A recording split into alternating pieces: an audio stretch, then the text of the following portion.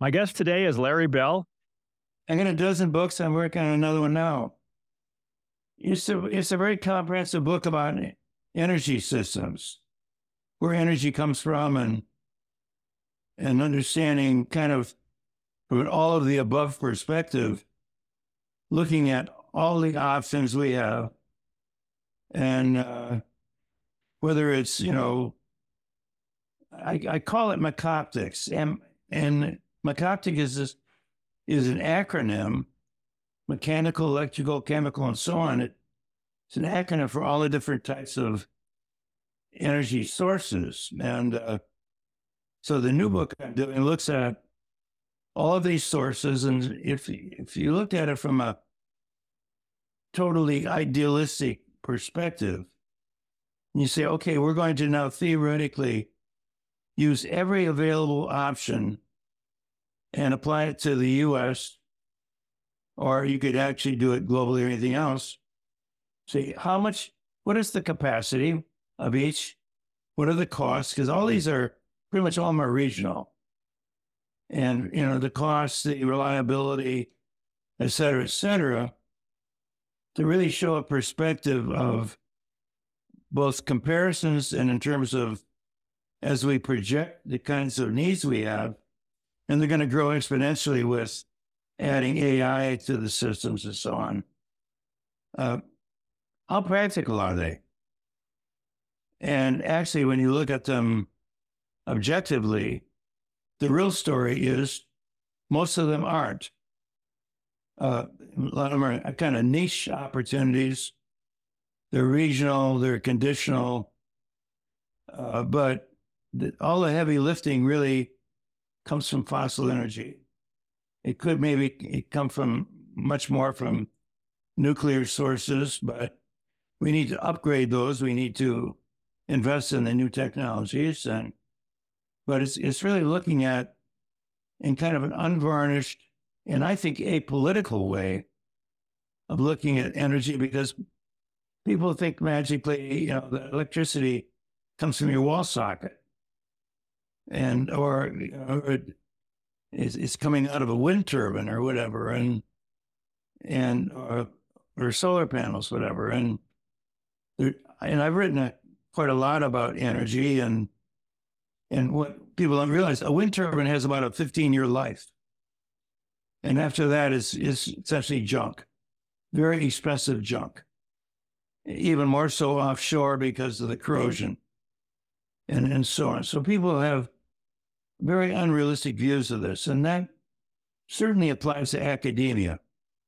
Academics are, they're quick to jump on this zero carbon kind of craziness, and they think magically it's going to come from so-called green sources. Well, those green sources aren't very green, and so the book I'm developing, and it's highly illustrated.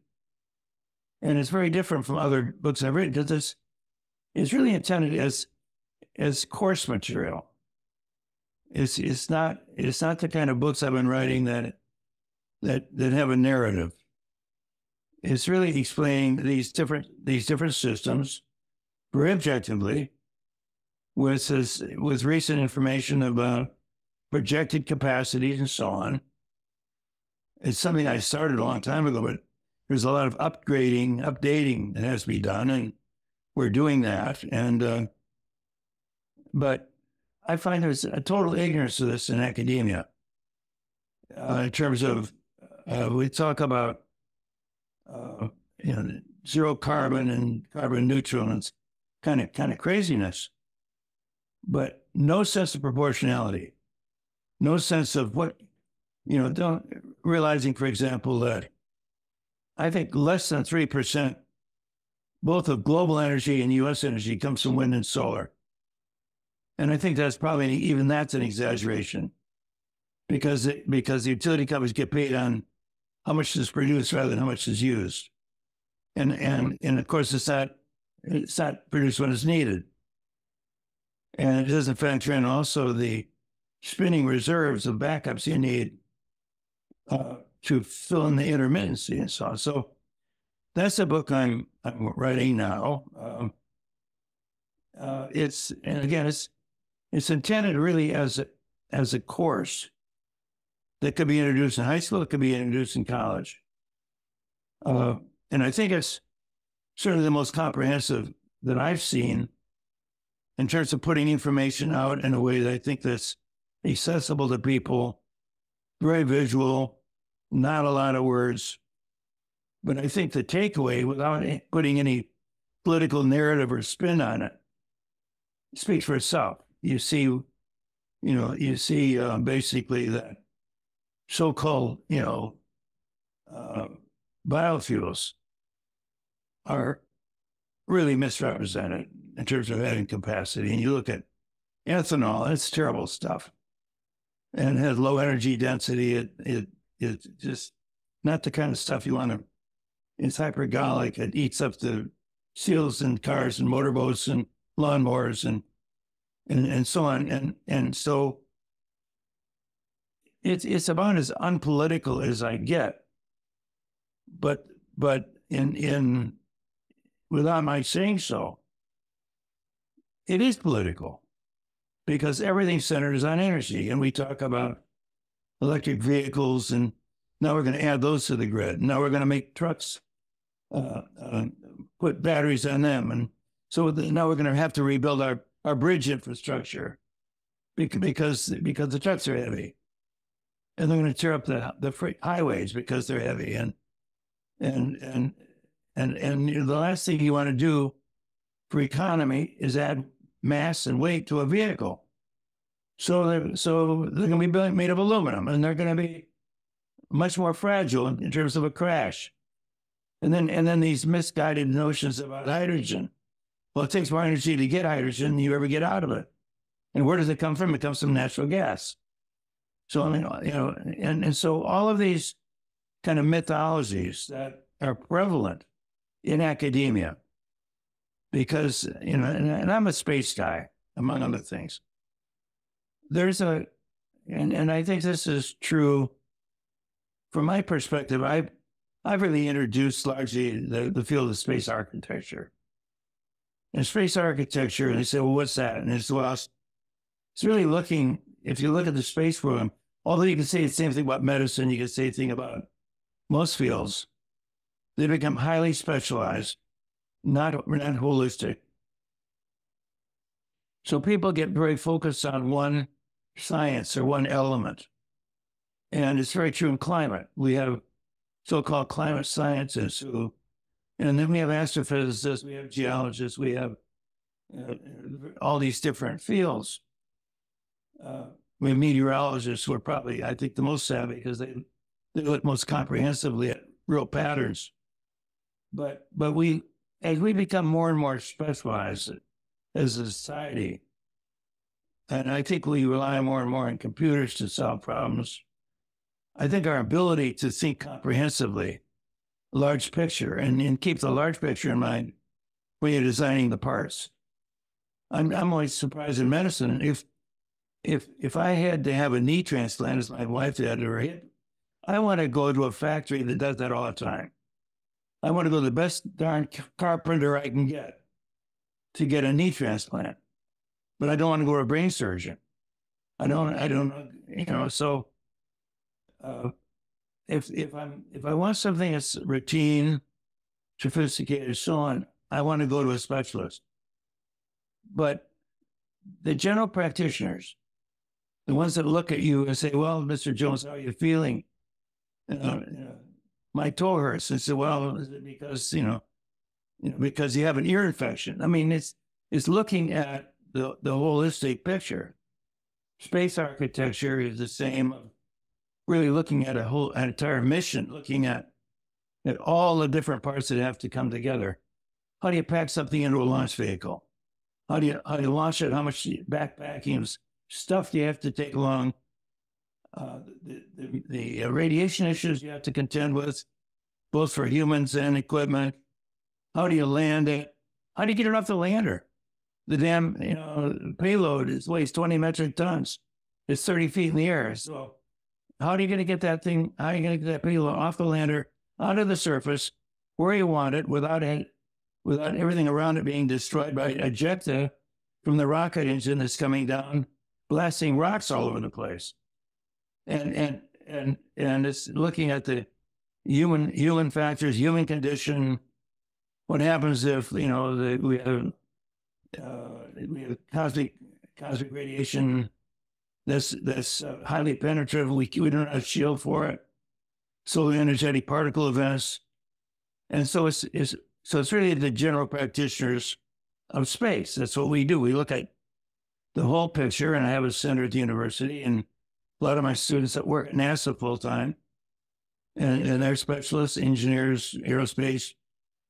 But as people come together from all these different fields, looking at something very, very holistically in terms of rather than looking at one part, you're looking, well, maybe that part's not necessary.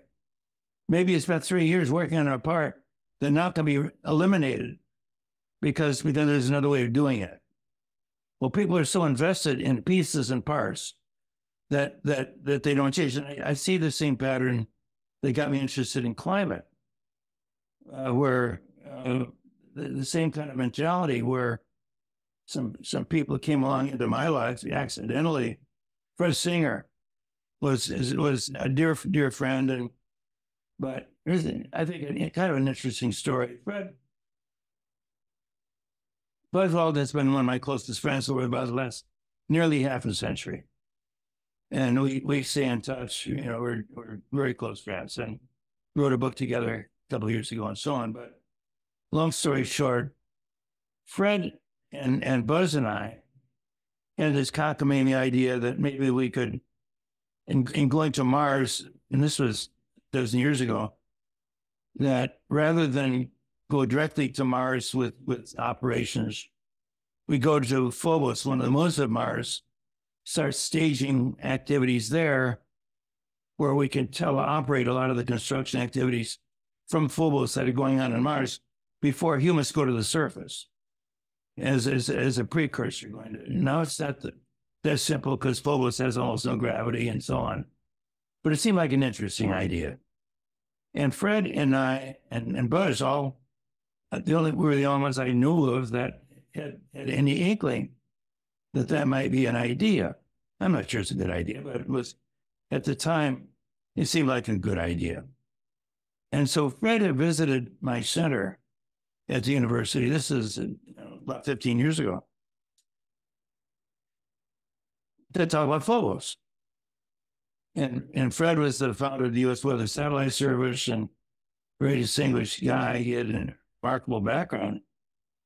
And in the course of conversation, Fred said to me, he said, 1979, we had the first satellites, weather satellites.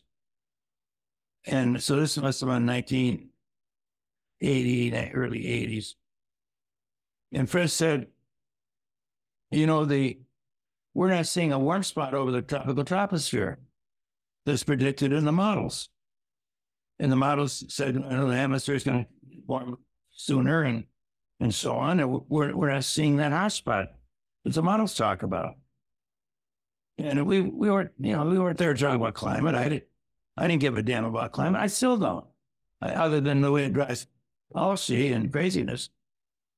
Climate happens. It changes. It's been going on for a long time. But so I didn't think much about it, and it wasn't on my mental agenda. My wife says, typically that's true of me. I mean, my mind says something else anyway. So it wasn't until many months later, I think, I began thinking about life support system for spaceship Earth. It's basically saying, well, is there anything we can learn about life support systems from the way climate works? Well, that's also a very dumb idea because life support systems for spacecraft are dumb chemical systems, and climate is infinitely complex and has a lot of moving parts that operate over tens of thousands of years and tens of years and so on. And they're not in synchronous with one another. And so climate's really complex stuff. But anyway, the notion was And I had no, and that's when Al Gore was in his full glory. And he was, the world was, the inconvenient truth stuff in the movies and all that other stuff was going on. And I was only mildly interested in that. I didn't take it very seriously, but I began looking at climate history. And I started with Hubert Lamb's history of climate. And I thought, damn, this climate stuff's been going on for a long time. And more recently, if you look at the last 400,000 years, it looks like a circadiogram, and you've got 90,000 years or so of ice age, and then you've got a little interglacial spike, and then you got another 90,000 years and so on. And there seems to be a recent pattern anyway. But then you fast forward, go back a couple of thousand years ago, and that was the Roman warm period where they started growing grapes, and some of the northern passes were melting, and we had trade routes opening up, and a lot of good stuff was happening. And the Romans wore sandals because togas, and it seemed they looked like beach bums. The climate looked pretty good, and then so you had the Roman warm period, and then oh my God, it cooled off again, and then it was 2,000 years ago, and then 1,000 years later, you got Eric the Red, and he's got his band of married people raising sheep and goats on the grasslands of Greenland. Well, I spent a year in Greenland. I was in air traffic control with the Air Force. I didn't see any grazing goats and sheep. It was pretty damn cold, and I don't like cold. I moved to Houston afterwards, a long time afterwards. It took me a while to wake up, but I'm still flying out a lot of years later. But and then after the medieval warm period, we fast forward again, and you go back to the Little Ice Age, lasted from about 1350, 1850, and that wasn't such a great time. A lot of turbulent weather and potato famine in Ireland, and nothing to get really excited about.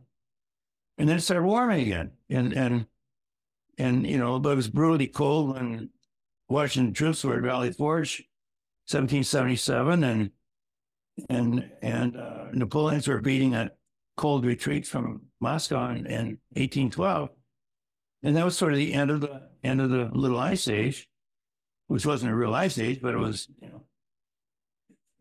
it was not a real comfortable time. And then you fast forward again, and back in the I was born in 1938, which kind of gives you an idea. I'm not all that young, and 38 was a really warm year. It was a really warm period. The 1930s, and interesting thing happened. They call it World War II.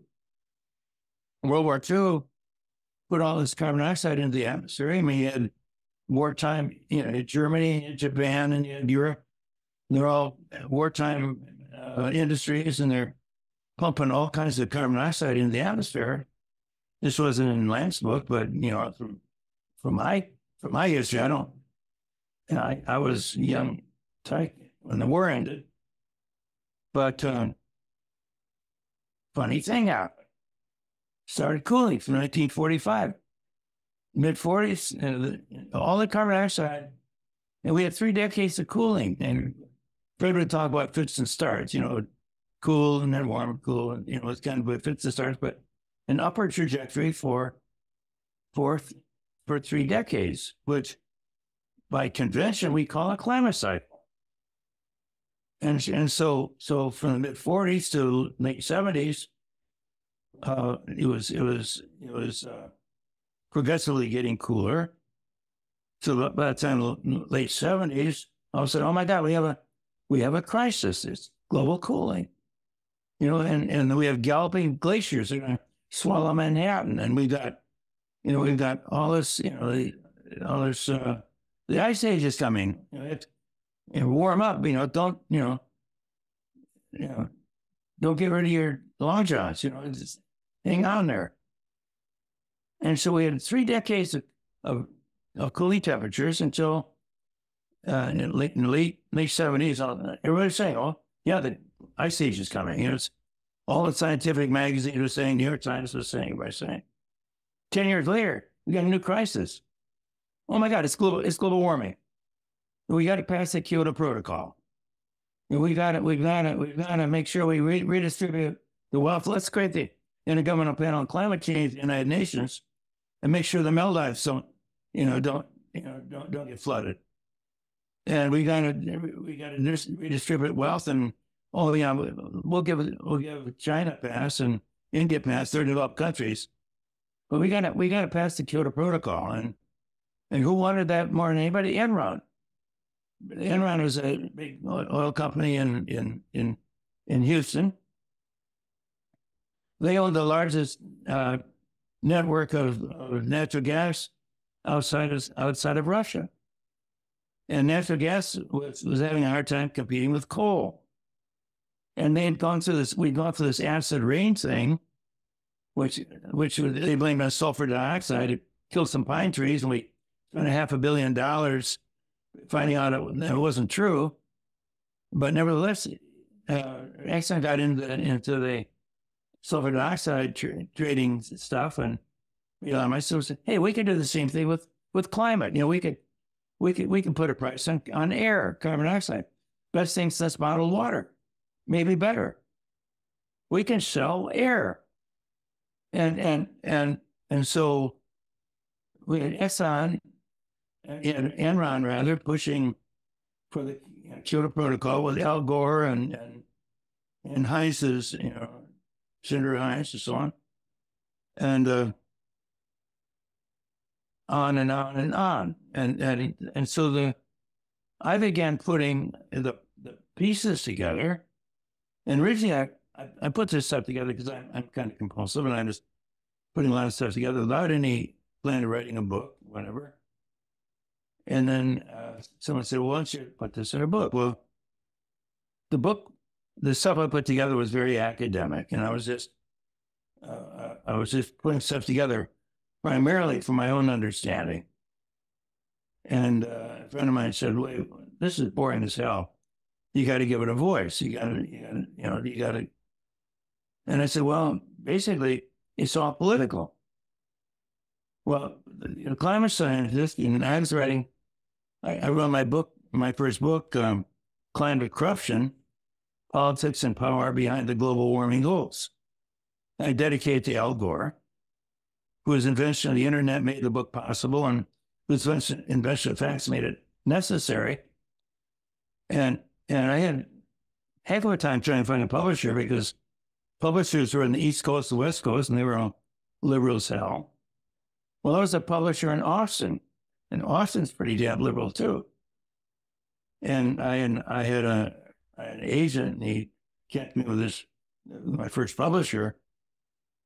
And with a bunch of bravado, told the publisher, I said, "Well, make sure you have at least one liberal reviewer. Their policies, they have 3 reviewers, they all have to agree unanimously, and so on." I said, "Well, make sure you have a liberal in there. If I can't convince them, then don't publish the book."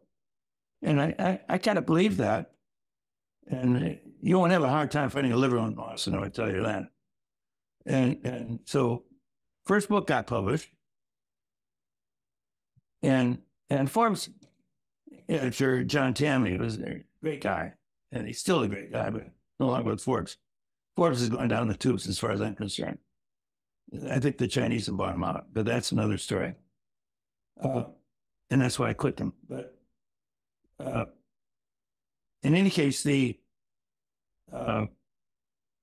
book, I started, Forbes editor John Tammany said, "Well, this is pretty interesting stuff. Would you write an article or two for us on climate?" Well, I wrote about 300. And I had a column, and it was read. I think I was the most read writer in Forbes opinions. I didn't like, there was an editorial change, kind of a staff change, and I didn't like the way that went. I didn't trust it anymore. But I think the Forbes, when I was writing for them, would really back you up and support you if you're right on something.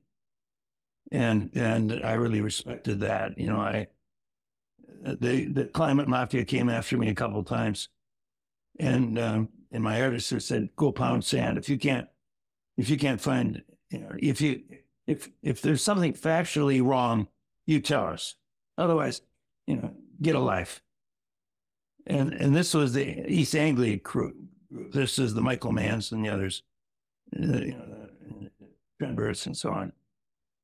I had written a response to them.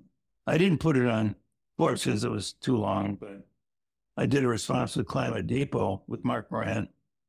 It got a lot more attention than their slam on me did. And because I responded to each one of their comments, I think they decided I was too much of a pain in the ass to come after because I tended to come back and I wouldn't go away and play dead. But I've been writing for Newsmax ever since then. But to me, the climate thing, I realized and I realized this quite early, that it's totally agenda driven on a lot of levels. You have the United Nations, of course, they have their agenda, and then you have, the rent-seeking wind and solar companies and so on that have very, very powerful voices, and then you got the EPA academic loop, you know, where it's like musical chairs, and it's like revolving door between government, NSF, and academia. Find us the debt polar bear, and we'll fund you. You know, and this kind of round robin. I see the total corruption of science, alimony,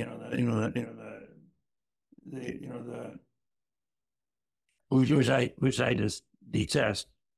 I came out of the military and in a background where I thought academia was supposed to make you smart and curious and objective. I think there are good academicians, but I think it's been corrupted by the government controlled funding particularly for research. It's just too tasty to not take advantage of. It's such a political target. But the big agenda is driving energy industry, and energy is our lifeblood. Everything depends on energy, and there's quite an ignorance about it, and climate has been the absolute perfect tool to use. And just like old time religion, you know, nothing works better than fear. You know, you create these horror stories about, you know, and to me the curious part is the lack of curiosity.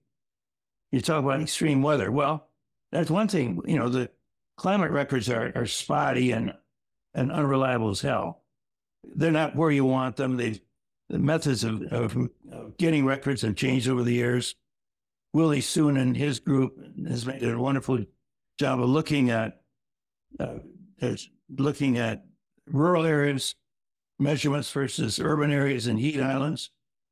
And you realize how many things have changed. Anthony Watt looking at NOAA instrumentation and so on, that we don't really know a lot about surface temperatures, but we sure as hell know about extreme weather. And we sure as hell know that back in turn of the 1900, turn of the century, the hurricane that hit Galveston, that killed 12,000 people, would have killed probably order of magnitude more people today, with people moving to the coast. And that you know, the extreme weather we know, and we can change the way we put names on things and so on, but Category 3 to Category 5 hurricanes and so on are not more frequent, certainly not in terms of the U.S.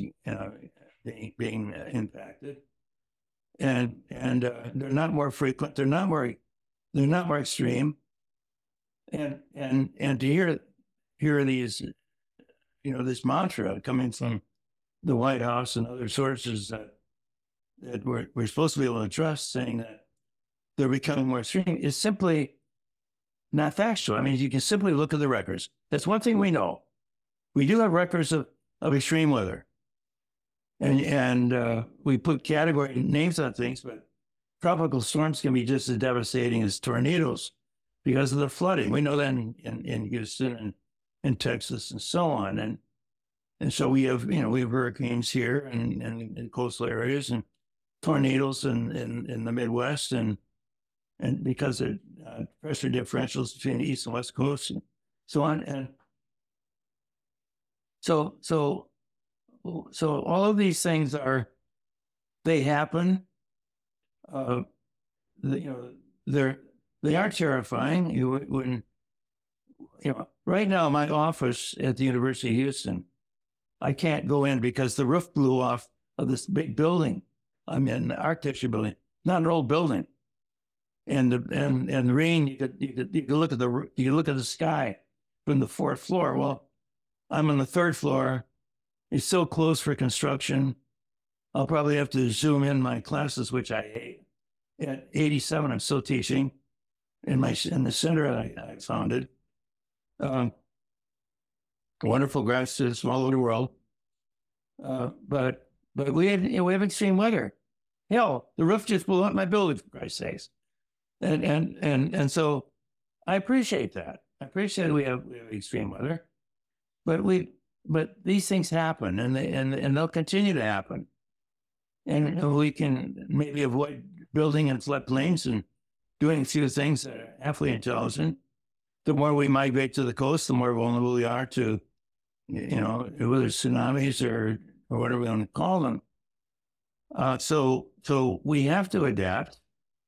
But the notion that things are more extreme, or they're irreversible, or that at the 0.01% of the atmosphere that's carbon dioxide is the thermostat that's going to change everything, is moronic.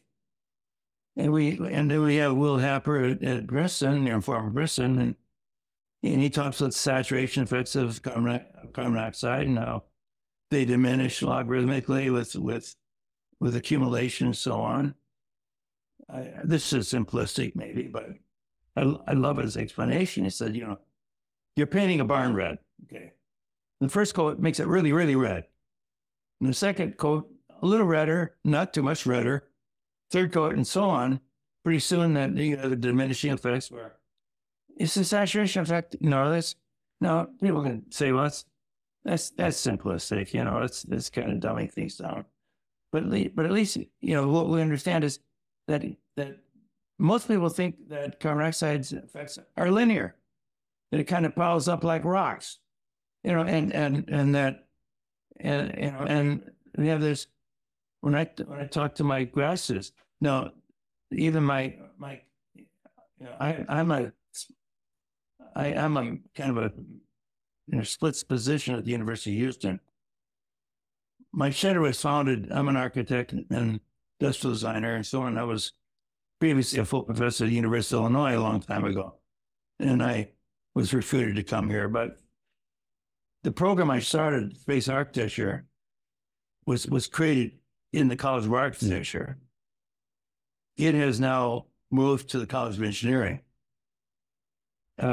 So my center is in the College of Engineering. I'm still in the College of Architecture. And the director, the new director was formerly my associate director, has been moved. Now she's a professor of engineering, not architecture. Although she was my graduate student as architecture. And so all this great thing. So we've migrated to engineering where we have, the program has, where we offer 2 degrees. One is a space architecture degree, and they're all both through the engineering college, which is open more to people with a more design intensive background, a broader background, if you will, of industrial design, architecture, so on. And come out of the aerospace engineering, which is again more mechanical, electrical engineering. aerospace engineering. So we offer 2 degrees, one separate. One is a Master of Space Architecture. The other is a joint aerospace engineering space architecture degree. But out of that, the cool thing is we have the people with fairly broad-based engineering range of skills and the more design all working together. It's not a them and us. Kind of morphing into how my mind works. I wrote a book, one of my books, it's called Thinking Whole. It's diffusing kind of the left brain, right brain fallacy. And right brain, the right brain and the left brain actually do function somewhat differently. But there's a little bridge between them. And so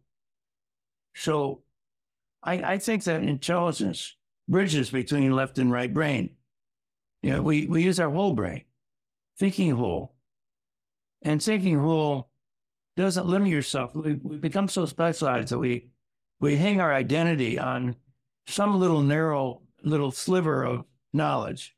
Oh, I'm a bone doctor, or I'm a this or that, or I design, I'm a space kid, rocket scientist or whatever. We stop thinking of ourselves as whole brain capabilities. We say, oh, we'll leave that to AI now.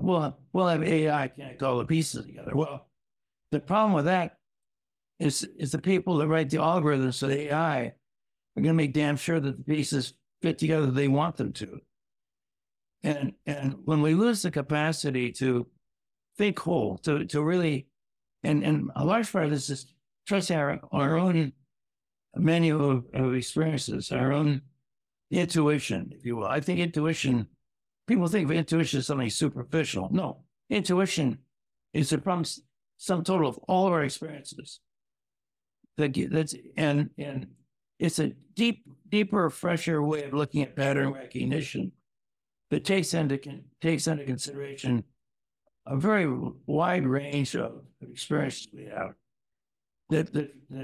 And when we stop trusting our own lion eyes, when we stop trusting our own intuition, our own perceptions, and we leave it to experts that are specialists who are only looking at one little part of something, rather than trust our larger holistic perspective, which has to do also with our moral values, our senses of priority, our senses of who we are, our relationship to anything you want to say, whether it's something smaller than we are or the cosmos or whatever.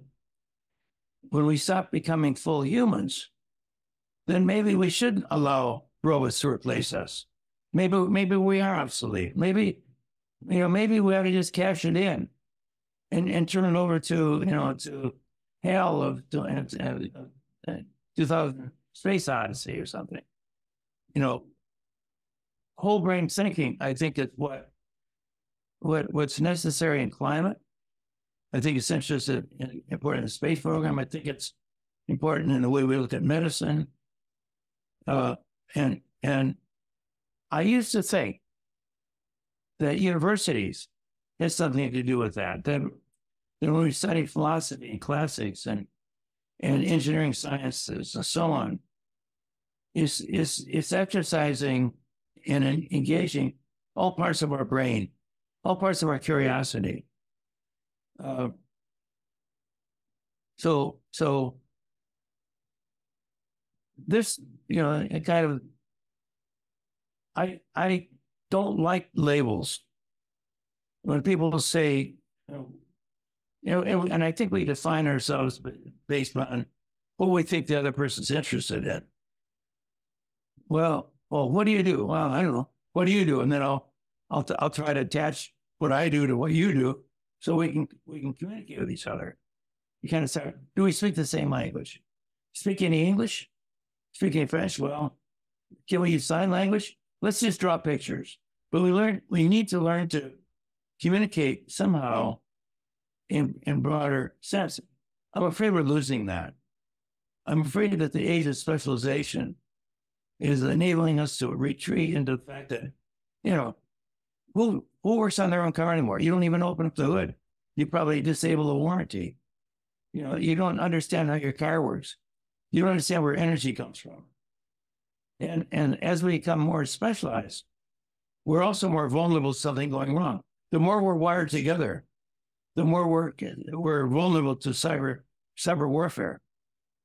You know, like Houston, you knock out our energy grid, and you see, you know, for 2 days, and credit cards don't work, and gas pumps don't work, and so on. Your lovely little EV can't get recharged, and this push towards specialization. One hand, it's a good thing, because we're learning more and more about things, but in the process, I think we're sacrificing curiosity about larger things. And I'm sorry, Tom, I'm going on and on, but no, this is more than you wanted to know. You didn't actually. Like I was saying before I hit record, you are extremely interesting. You've kind of been everywhere and done everything, written so many books and articles. So yeah, I really am learning from what you're saying here. One little specific question is, at the University of Houston, from your perspective, is there a lot of belief in the climate scam or skepticism, or what are you seeing from there? I believe universities are brainwashed, and I'm appalled.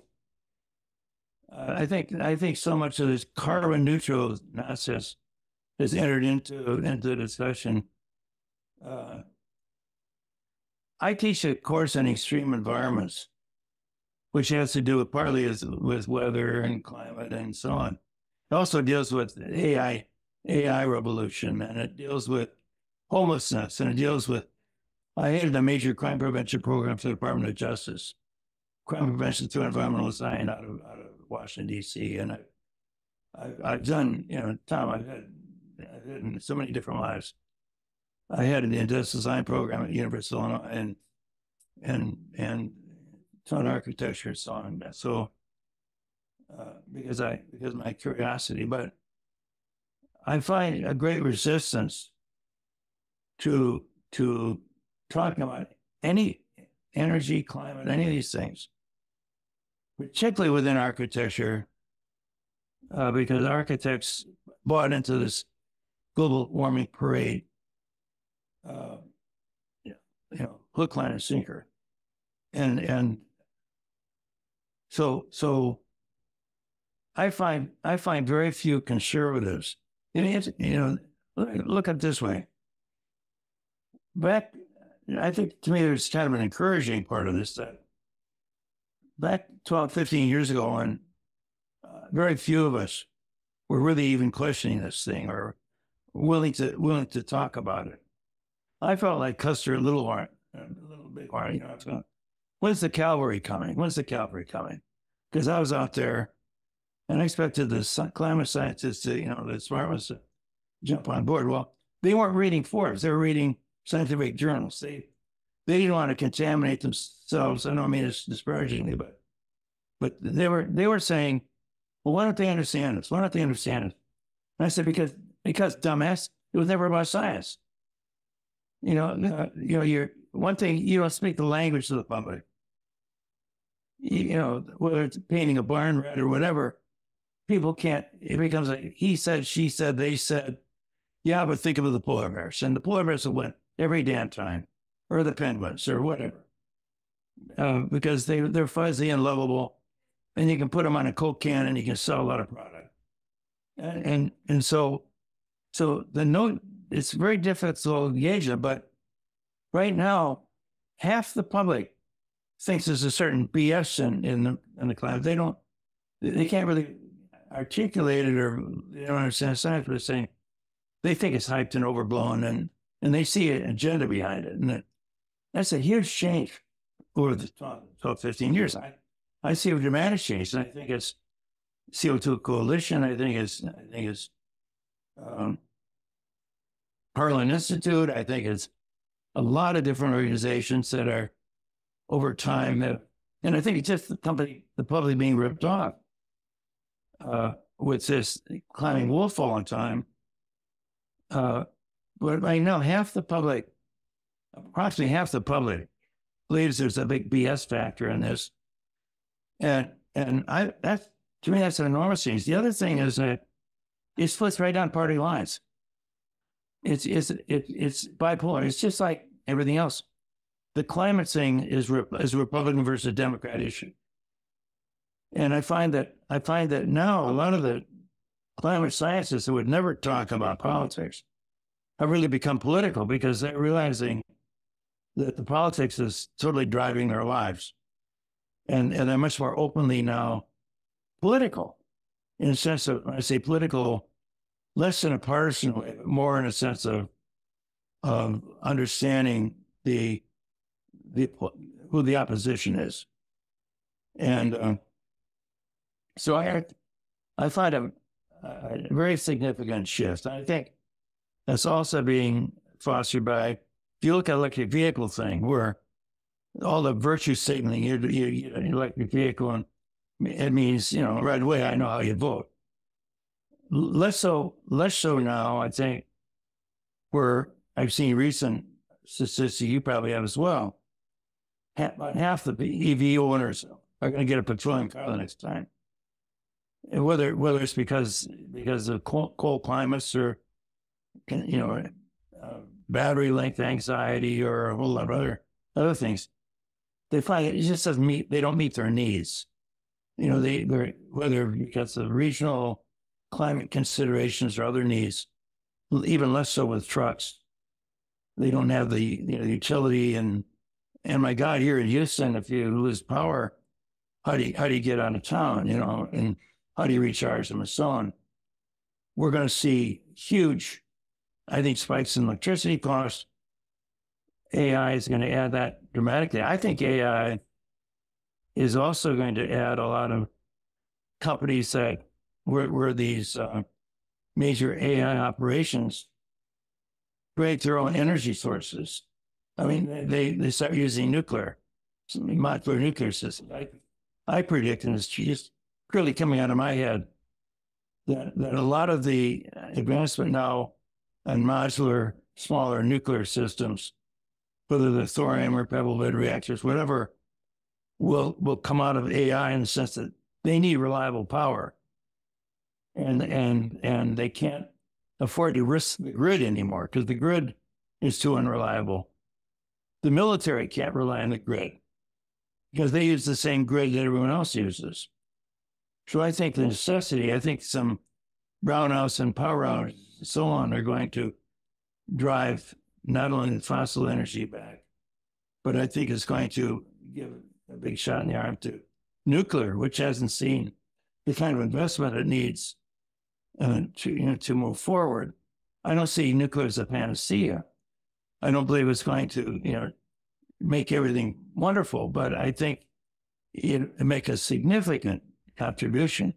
We were getting about 20% of our electricity from nuclear not so terribly long ago. I remember when I started writing about this back 15 years ago, I think we had 104 something operating nuclear plants in the U.S. Now I think it's in the 90s, and they're not being replaced.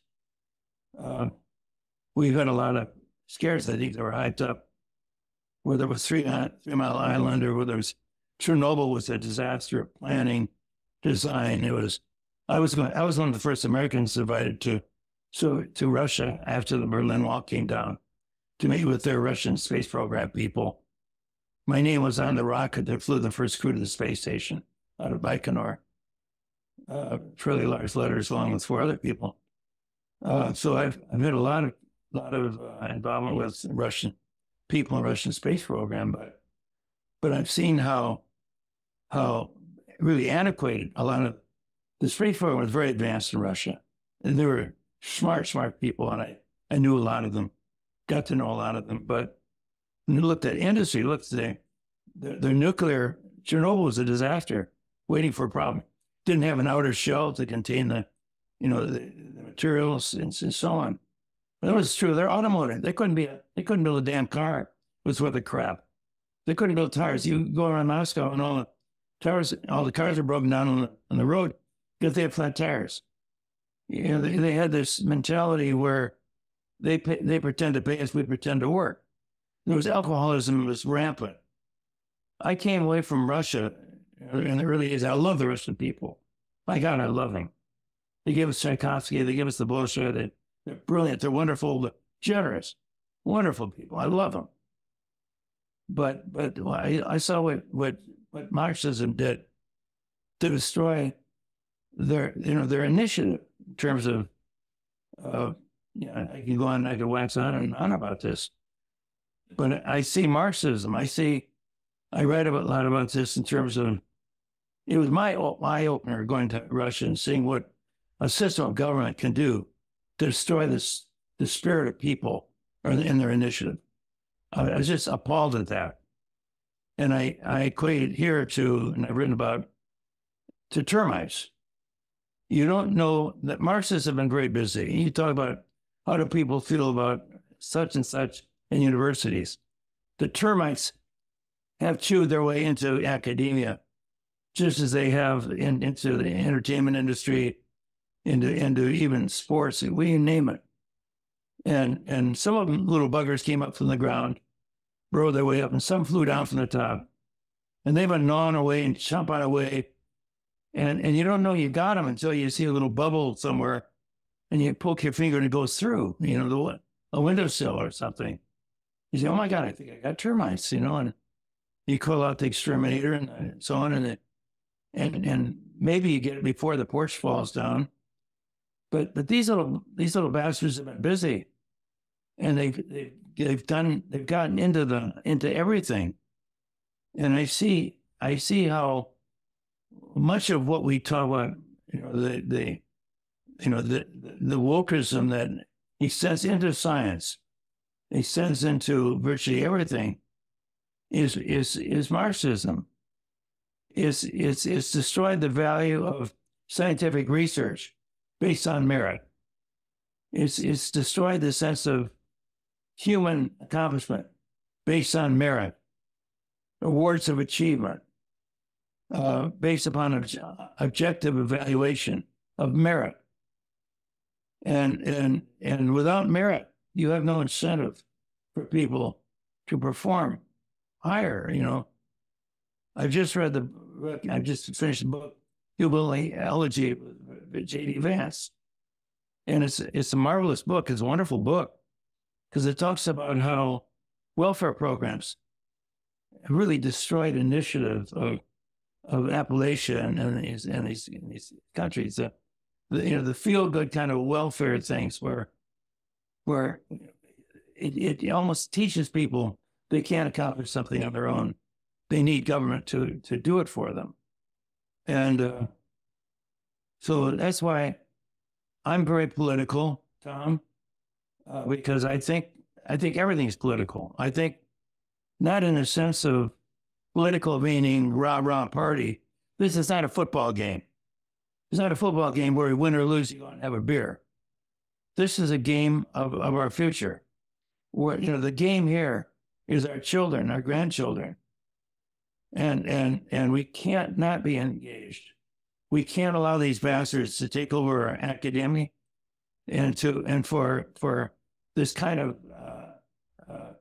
climate religionism and hellfire and brimstone craziness to overtake our sensibility, and where we buy rare earth materials from China and the Congo and mined by children and Uyghurs to feed electric vehicles, and we're mining rare earths there that we can't excavate here, or we mine them here in one plant and we send them to China for processing and ship them back, not by sailboats, but by diesel ships using what? Fossil fuels. I don't see a lot of sailboats out there and carrying freight.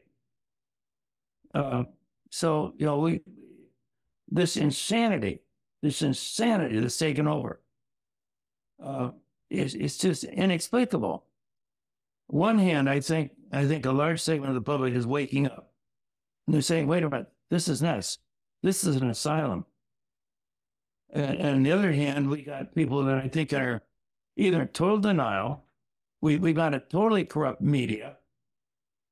We're coming up to an hour. Any other final points you'd like to make before we finish up? Yeah, I'll make one point. One of the books I read, and I probably said is different books, and I think it was this in Thinking Whole. One of the great privileges of my life is I've known a lot of really remarkable people. Some of them are very famous. Some of them are just really remarkable and not famous. But I've asked myself, what makes them special? And one thing I've learned is that I've, through observation, is that they're very engaged in the world around them. They have a lot of curiosity, and they're curious about different things. You know, we're tuned to different wavelengths. Some naturally that stay with us, but some because of what we're dealing with at any particular time in our life. So it's again pattern recognition. We're looking, but people who are creative have curiosity. They're engaged in opening their eyes and minds up to the world around them. And so we see different patterns based on what we're interested in. And I break those into some different categories. But another thing I think that they care about something outside of themselves. They care about something larger than themselves. And for some of them, it takes on a religious view, or some of them are humanists, and it has to do with interaction, social interaction, or for some of them, it's solving the great scientific mystery, or creating the better mousetrap, or whatever it is. But it's, it's the engineers, it's the hospice workers, it's the parents. We all mostly have some of these things. But it's caring about something bigger than ourselves or larger than themselves. I think it's true now, as we look at politics, is the people that say, well, not only does what we're doing make our lives better, does it make the lives of others better? Does that make the lives of our children better? How does it position the lives of our grandchildren? I see people my age and younger who would say, well, I'm okay. I'm secure. I can make it. And I'm all right. It doesn't really matter. I've got mine. They don't say it out loud, but that's their mentality. I see other people who are desperately concerned, like my wife Nancy and I. What kind of world are we leaving our children? Where's all this going? If the termites take over and destroy our Constitution and our rights, to express ideas freely, to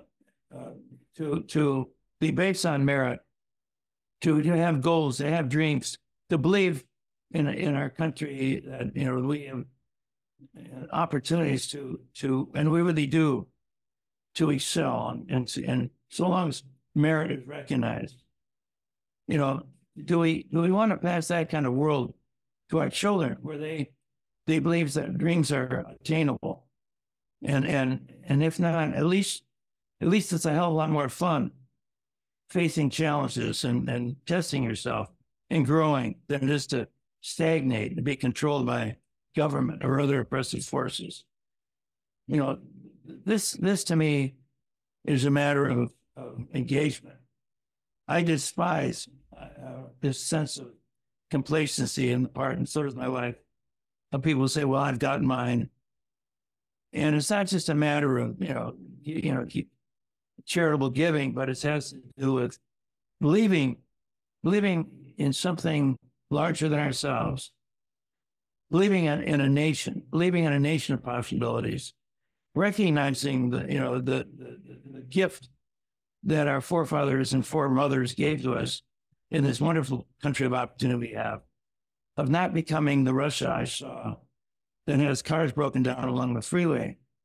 Not because so much the cars are broken down, but because the society got broken down. The people that built those cars got broken down.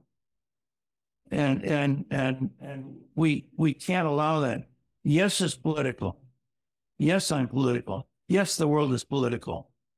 Yes, scientists, they don't understand. It's not that They don't understand you. They don't want to understand you because what you represent is a threat to them. They don't want to know the facts. It's not convenient. Facts are an inconvenient truth. Thanks, Tom. Thank you very much, Larry Bell. I hope to have you on again. Talk to you next time. Goodbye.